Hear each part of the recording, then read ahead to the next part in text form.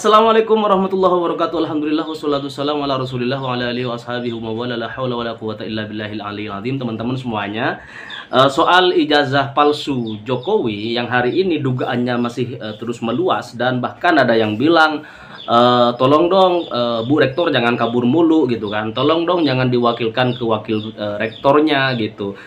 Sivitas Akademika UGM juga terus didesak oleh publik agar benar-benar memberikan jawaban. Bahkan ada seseorang ya teman-teman yang sampai hari ini masih terus memperjuangkan untuk mengungkap kebenaran fakta dugaan kepalsuan ijazah Jokowi, mantan Presiden ke-7 Republik Indonesia. Akankah ini benar-benar akan menuju meja hijau sebagaimana yang kemarin sudah sempat terlontar dari mantan Presiden Jokowi bahwa rasa-rasanya beliau sudah nggak sabar gitu, pengen menyeret dugaan-dugaan ini ke meja hijau, meja persidangan teman-teman. Nah, atau barangkali nanti seperti misalnya Roy Suryo dan kawan-kawan, kalau Rocky Gerung nggak bakalan kayaknya. Tetapi mari kita nanti simak sejauh mana perdebatan soal ijazah palsu mantan Presiden Jokowi ini benar-benar terungkap dengan sesuai fakta di tahun 85 yang lalu gitu. Jangan sampai kemudian kita sebagai masyarakat kembali ketipu lagi kayak omongan SMK, mobil SMK, kemudian obligasi dan lain sebagainya. Tentu kalian buzzer-buzzer dari geng Solo, kemudian juga orang-orangnya Istana kemarin 10 tahun terakhir itu pasti nyari cara bagaimana kembali menghilangkan jejak kebohongan tersebut gitu dari muka publik dan masyarakat, biar nanti agenda Jokowi 2029 itu bisa berjalan sesuai harapan para buzzer Istana 10 tahun terakhir gitu. Nah, tetapi biar nggak terlalu panjang lebar teman-teman, oke, kita lihat fakta terbaru soal ijazah Jokowi. Akankah ini akan berujung ke persidangan di meja hijau, entah pengadilan Solo, Surakarta, ataukah pengadilan negeri Jakarta Selatan? Oke, ini dia berikutnya teman-teman.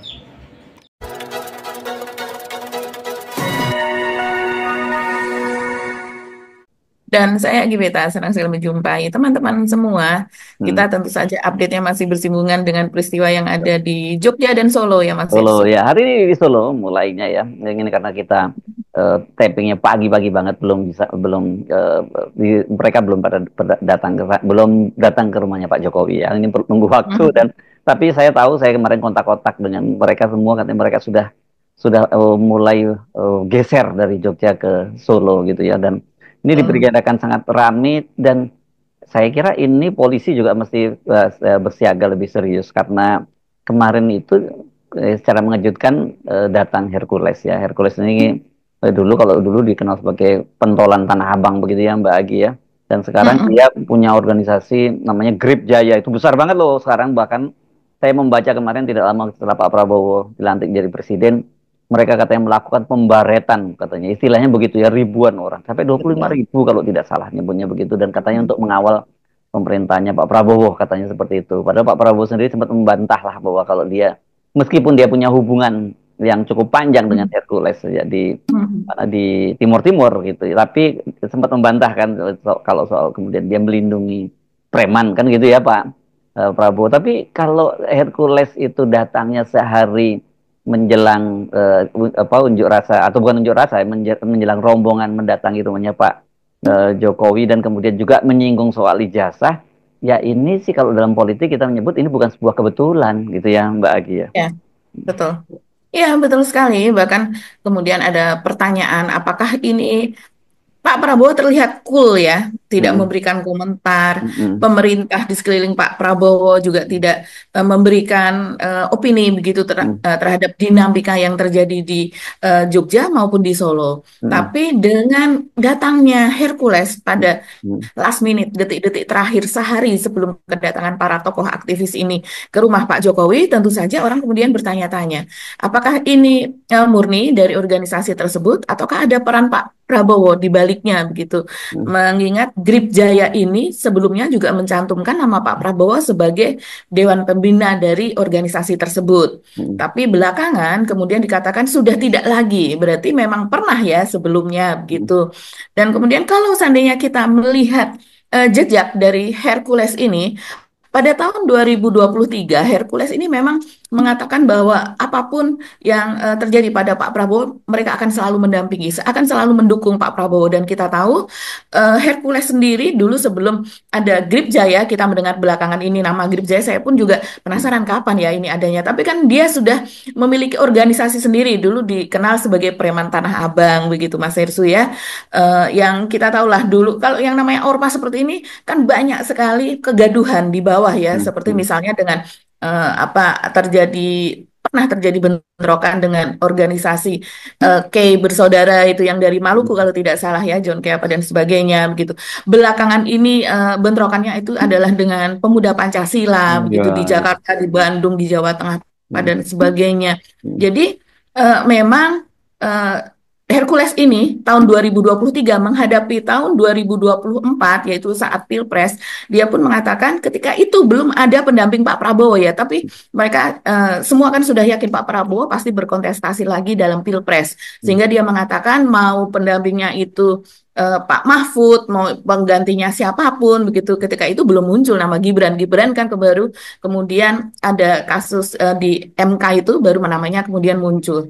Dan dia mengatakan bahwa hidup mati lah begitu akan mendampingi atau mendukung Pak Prabowo. Nah, ketika kemudian muncul nama Gibran pun dia pun mengatakan ya oke langsung menerima dan tetap mendukung 02 yaitu Prabowo Gibran. Nah, kalau seandainya itu kontestasi sudah selesai, tapi kemudian dia pun juga mendukung Pak Jokowi kan. Ya, betul. Eh, Padahal pada Pilpres sebelum-sebelumnya tahun 2020, 2014 dan juga 2019 selalu mendukung Pak Prabowo Ya, begitu. kan Bukan dukungannya pada pada Pak Prabowo, Pak Jokowi ketika akhirnya Pak Prabowo masuk ke dalam kabinet kan setelah Pak betul, Prabowo itu naik. betul. Jadi Ya. apapun langkah Pak Prabowo, dia selalu mendukung begitu ya. Ya.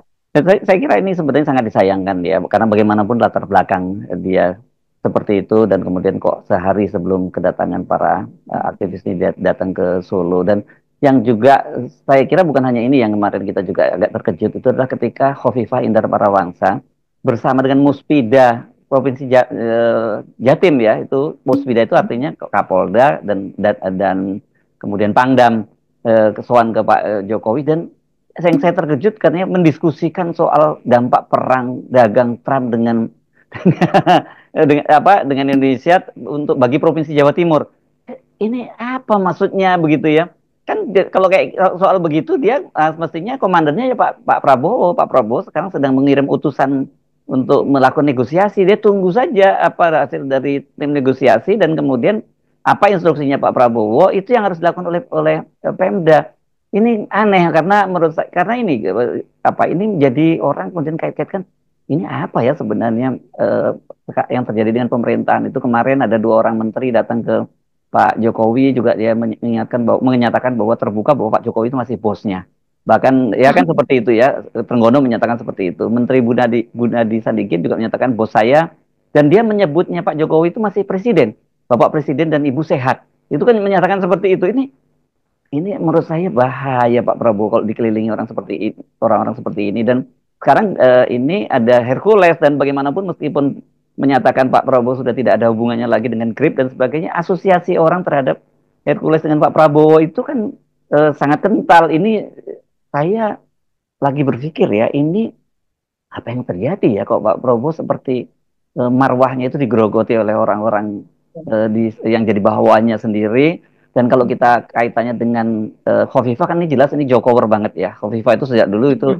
pendukungnya Pak Jokowi dan kemudian Rudi Saladin itu Pangdam tadi ini Pangdam termuda. Sekarang mungkin nggak termuda lagi atau yang masih termuda ya.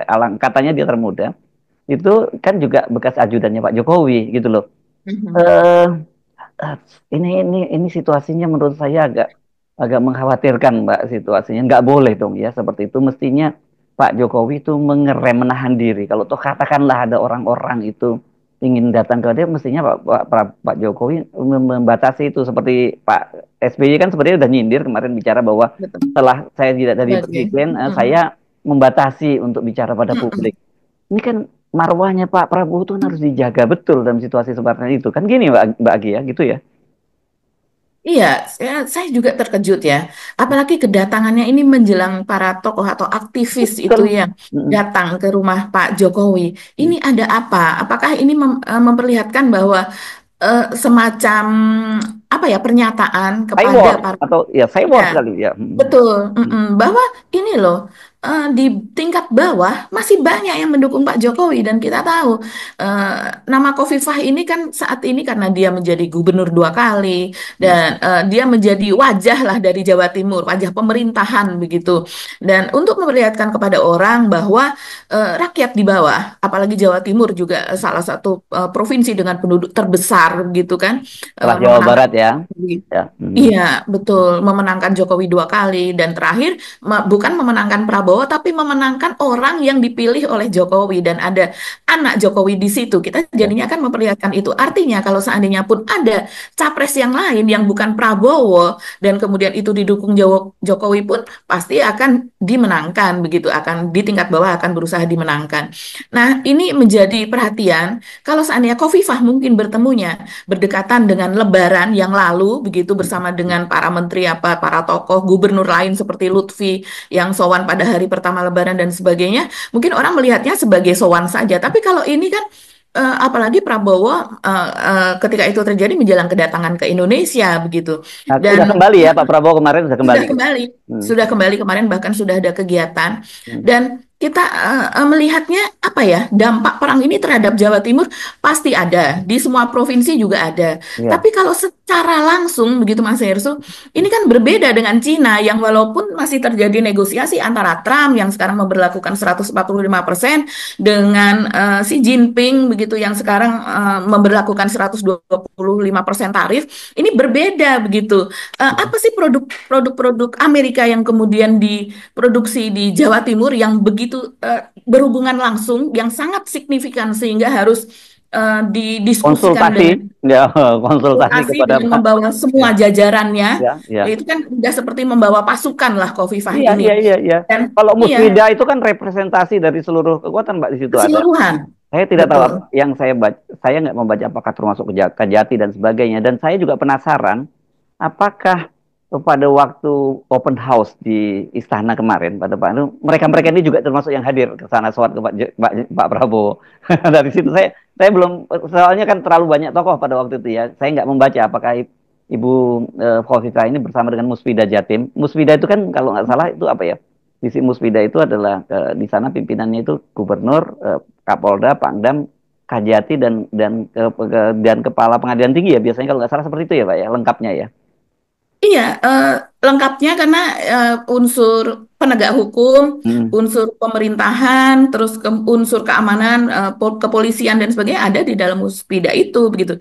Artinya ya lengkap mereka sowan kepada Pak Jokowi kemarin memperlihatkan, yaitu tadi dari bawah begitu, dukungan masih sangat kuat begitu. Karena memang dari bawah pun sebetulnya dukungan dulu yang mendukung Pak Jokowi itu sekarang kan sudah apalagi kalau lihat di medsos ya itu Ya, ya. tampak sekali orang balik badan. Orang sekarang banyak sekali yang memunggungi Pak Jokowi. Bahkan orang-orang yang memiliki nama di masyarakat daerah masing-masing Hmm. begitu sekarang itu sudah tidak tidak berapa ya tidak interest lagi atau bahkan mereka berusaha menahan diri begitu.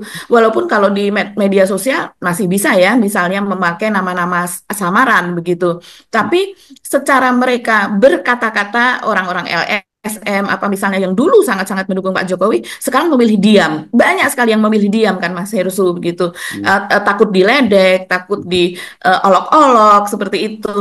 Nah, kalau soal Khofifah ini kita juga melihat bagaimana hubungan Khofifah dengan Pak Luhut. Ini kan bisa dikatakan Ya, sebagai ya, ya, ya, ya. Betul. kalau dulu kita mengatakan Khofifah apa anak buah Pak Luhut begitu. Ya, waktu Sangat tim dekat. Begawan ya, itu mulai tim Begawan yang kantornya di Wisma Bakri 2 ya, Khofifah juga ada di situ. Betul, betul. Ya. Dulu kan Pak Luhut belum punya Hmm. kantor sendiri Ya, sehingga dipinjami kantor oleh Abu Rizal Bakri begitu ya. ya. Ya, dan belum seperti sekarang juga Pak Luhutnya begitu. Dan Nah, Pak ketika Mahfud itu juga waktu itu sebenarnya ada di situ juga loh, Pak Mahfud MD. Tapi Iya, sikapnya iya. beda ya, Pak Mahfud ya. Betul. Hmm. Kalau Pak Mahfud karena memang kedekatan mereka dengan sejak Gus Dur ya ini Hmm. sebetulnya. Pak Mahfud, Oh. Hmm. iya, Gus Dur dekat Pak Mahfud, terus kemudian Gus Dur dekat dengan Luhut, meminta Luhut menjadi menterinya apa dan sebagainya, dan Khofifah tentu saja Ya, ya, begitu. ya. Hmm. Jadi kalau kita sebagai wartawan tahu bagaimana Hmm. Khofifah ini sering bertemu dengan Pak Luhut, dan itu Ya, terus berlanjut sampai dengan ketika Khofifah sempat menjadi Menteri Sosial ya kalau tidak ya, salahnya, ya, ya, ya, ya. Menteri Sosialnya Pak Jokowi apa dan sebagainya. Jadi apakah karena ini salah satu bentuk cara dari Luhut begitu untuk kemudian ayo Atau dukung Jokowi begitu kan? Atau ada juga Mbak, kan ini kelihatannya kasus bantuan dari Pemprov ke DPRD itu sekarang kan ubrak-ubrak lagi oleh KPK gitu loh. Yang Iya kemarin iya ya termasuk betul. bahkan rumah pribadinya Pak Lanyala Mataliti juga digeledah kan Nggak oleh digeledah. KPK. Apa ada kaitannya dengan itu gitu? Karena pada waktu itu orang juga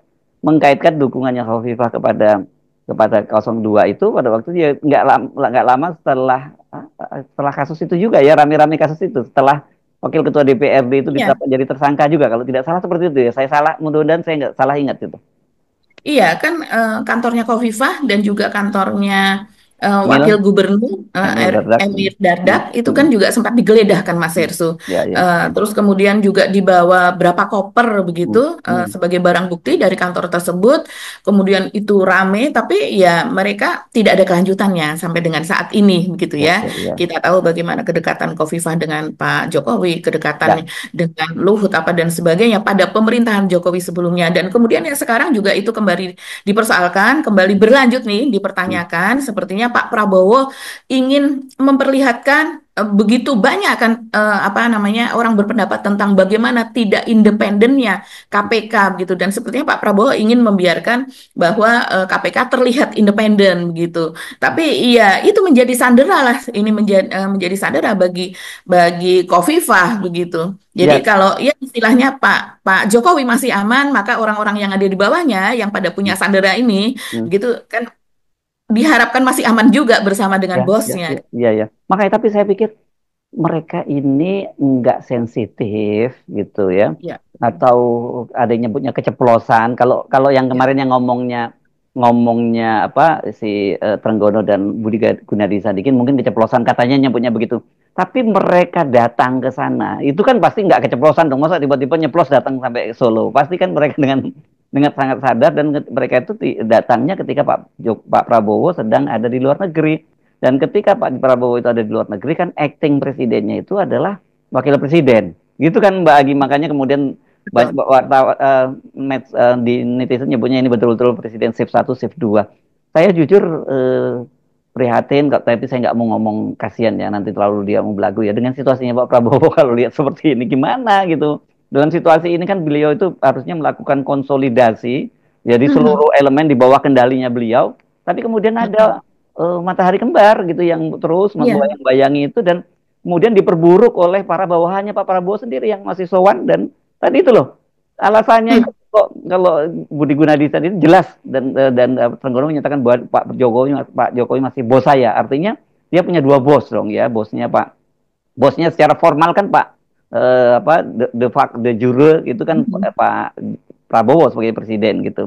Sementara kemudian kalau Khofifah ini ngapain sih mesti dia diskusi soal dampak perang dagang Trump dengan Pak Jokowi, itu maksudnya apa gitu loh. Iya, iya.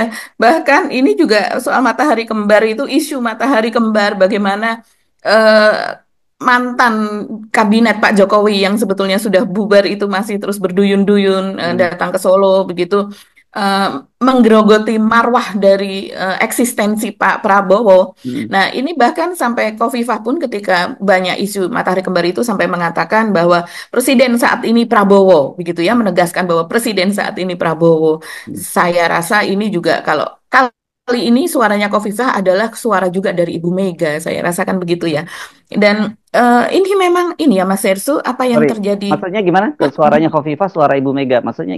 Bukan, suaranya Puan adalah suaranya Ibu Mega ketika dia Oh, mengatakan bukan Khofifah, Presiden. Puan ya. Puan, Puan, bukan suara Khofifah ya. Puan. Maaf Ya, tadi ya, saya bilang ya, Kofifah ya. ya, ya. Jadi ketika ada matahari kembar, Puan ini mengatakan bahwa presiden saat ini adalah Prabowo, saya rasa kali ini adalah suara dari Ibu Mega juga, suara dari Iya, PDIP yang ingin iya, iya. menegaskan bahwa itu sudah berlalu begitu. Ini yang sekarang ini presiden kita adalah Pak Prabowo, sampai ditegaskan seperti itu begitu. Jadi ya memang dinamika di dalam pemerintahan ini di balik itu sepertinya seru ya Mas Hersul, Yes, ya. bukan sesuatu yang tenang.